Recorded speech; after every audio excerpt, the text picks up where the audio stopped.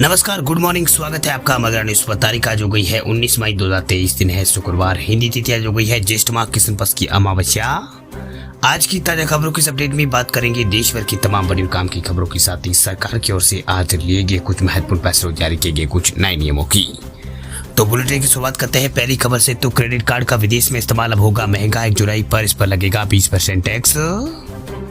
Credit card का विदेश में इस्तेमाल अब करना महंगा होने वाला। दरअसल 1 जुलाई से इसके ऊपर 20% टैक्स जो है वो लगेगा। 20% जो कलेक्टेड एट सोर्स यानी TCS जो है वो लगेगा। वही केंद्र सरकार ने 16 मई को फॉरेन एक्सचेंज बैरियर एक्ट के नियमों के तहत इसमें संशोधन यहाँ पर किया है। संशोधन के बाद इंटरनेशनल क्रेडिट कार्ड का भारत से बाहर इस्तेमाल जो है लिबर्टाइड रेमिटेंस स्कीम यानी LRS के तहत ये आ जाएगा। वही सरकार ने कहा है कि भारतीय रिजर्व बैंक के परामर्श से ऐसा यहाँ पर किया गया। इस बदलाव के बाद क्रेडिट कार्ड का इस्तेमाल कम हो सकता है। वही 30 जून तक जो TCS जो है उसका रेट 5% रहेगा। और सरकार की ओर से जारी नोटिफिकेशन में ये भी बताया गया है कि ये बदलाव जो है भारत से विदेशी वस्तुओं और सेवाओं की खरीद के लिए पेमेंट पर लागू नहीं होगा। वही सर्विस जिसे न्यूज़पेपर और ऑनलाइन स्ट्रीमिंग का सब्सक्रिप्शन और टैक्स पेड ITR फाइलिंग में इसे आप क्लेम कर सकते हैं। बात हम करते हैं अगली खबर की। तो वोडाफोन आइडिया के यूजर्स के लिए खुशखबरी देखिए, जल्द शुरू होगी 5G service. Telecom company Airtel और रिलायंस जियो पिछले साल अपनी 5G सेवाएं शुरू कर चुकी है। अब देश की तीसरी बड़ी जो कंपनी जो है वोडाफोन आइडिया, ये भी जल्द ही यहाँ पर 5G सेवा शुरू कर सकती है। बता दें आपको किस बात की जानकारी जो है डिपार्टमेंट ऑफ टेलीकम्युनिकेशंस के एक सीनियर अधिकारी ने यहाँ पर VI कहा है। और कहा है कि जो वोडाफोन आइडिया जो है VI वो अगले महीने यानी जून में अपनी जो 5G सेवा है वो रिलीज कर सकती है। वही कुछ समय पहले इस बात की जानकारी सामने आई थी कि कंपनी अपनी वोडाफोन आइडिया की जो 5G सर्विस है उसके लिए फंडिंग जुटाने में जुटी है। अब यहाँ पर जो जानकारी सामने है उसमें एक मीडिया में यहाँ पर बात का जिक्र किया गया है कि कंपनी बैंकों के साथ फंडिंग के लिए बातचीत के फाइनल स्टेज में और जून तक फंडिंग को जुटाया जा सकता है। वह उम्मीद की जा रही है कि फंडिंग मिलने के बाद अगले महीने वोडाफोन आइडिया जो है अपनी 5G सेवाओं को रिलीज कर देगा। वह रिपोर्ट में ये बताया गया कि टेलीकॉम डिपार्टमेंट में काम करने वाले अधिकारी ने कहा है कि वोडाफोन आइडिया ने तीसरी तिमाही के लिए लाइसेंस फीस को क्लियर करने के साथ साथ चौथी तिमाही के लिए आंशिक पेमेंट भी कर दी है। वही वोडाफोन आइडिया 5G सर्विस को रोल आउट होने के बाद वोडाफोन आइडिया की सीधी टक्कर जो है रिलायंस जियो और 5G एयरटेल की जो 5G प्लस सर्विस है उससे यहाँ पर होगा। चलिए बात करते हैं अगली खबर की। तो पेटीएम का इस्तेमाल करने वाले लोगों के लिए बड़ी खबर देखिए। पेटीएम ने रुबे क्रेडिट कार्ड को लॉन्च करने के लिए किया है SBI कार्ड्स और NPCI के साथ करार। पेटीएम, SBI कार्ड्स और NPCI जो है national payment corporation of India उसने मिलकर एक नेक्स्ट जनरेशन को branded RuPay credit card launch करने जा रहा है।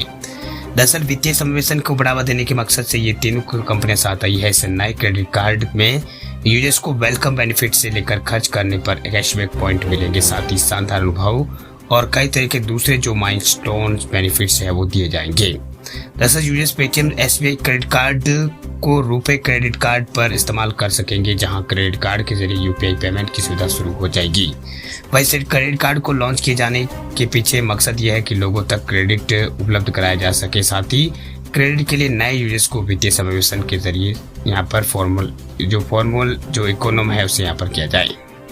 बात आप बताएं अगली खबर की। तो BGMI यानी बैटलग्राउंड मोबाइल इंडिया यानी PUBG गेम के लवर्स के लिए खुशखबरी देखिए। जल्द में भारत में PUBG गेम की होगी वापसी। सरकार ने बदल दिए हैं कुछ नियम।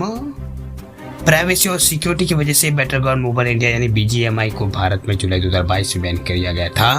ये लोकप्रिय PUBG मोबाइल का जो कस्टमाइज्ड वर्जन ये गेम था, लेकिन अब BGMI खेलने वालों के लिए खुशखबरी निकल कर सामने आई, क्योंकि ये गेम जो है दोबारा लौट रहा है। दरअसल BGMI टेम्परेरी रूप से जल्दी भारत में आ रहा है। वही सरकारी सूत्रों के माध्यम से एक खबर यहाँ पर मिली है। मीडियम जो खबर चल रही है उसके मुताबिक BGMI 3 महीनों या 90 दिन की टेस्टिंग पीरियड के लिए उपलब्ध होगा।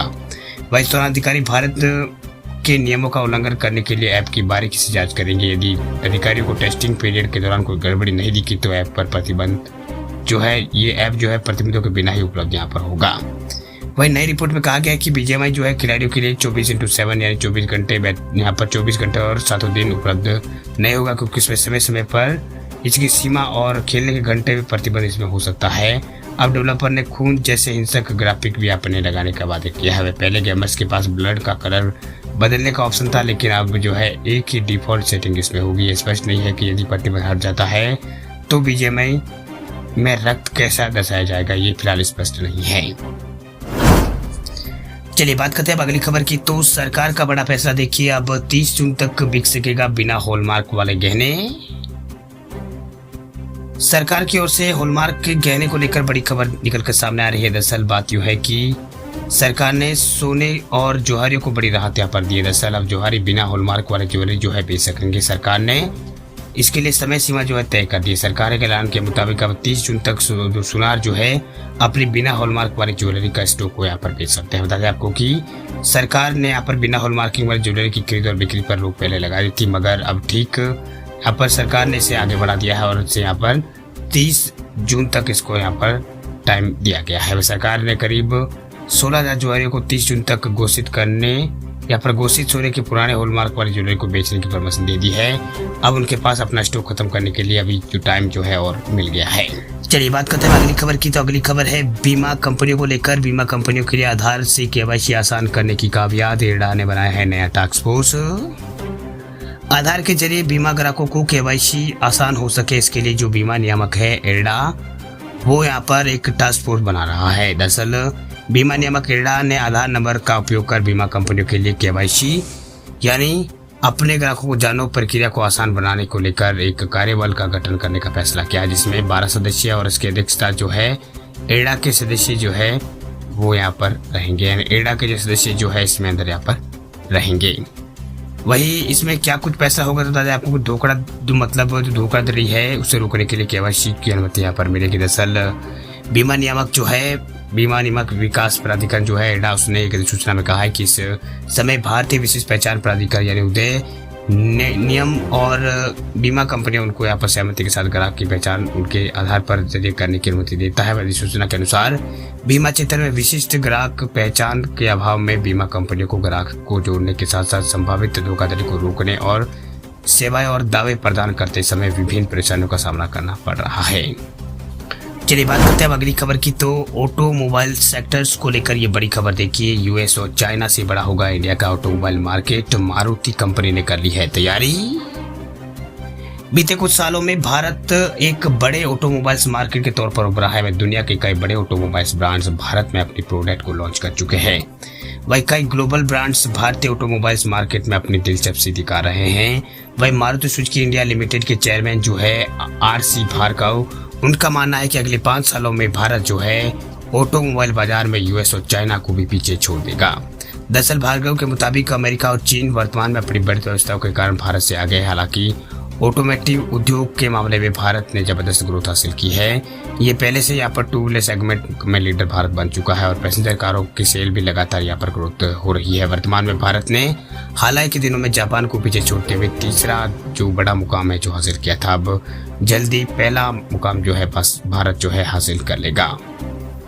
चलिए बात करते हैं अगली खबर की। तो अगली खबर है राजनीति से जुड़ी।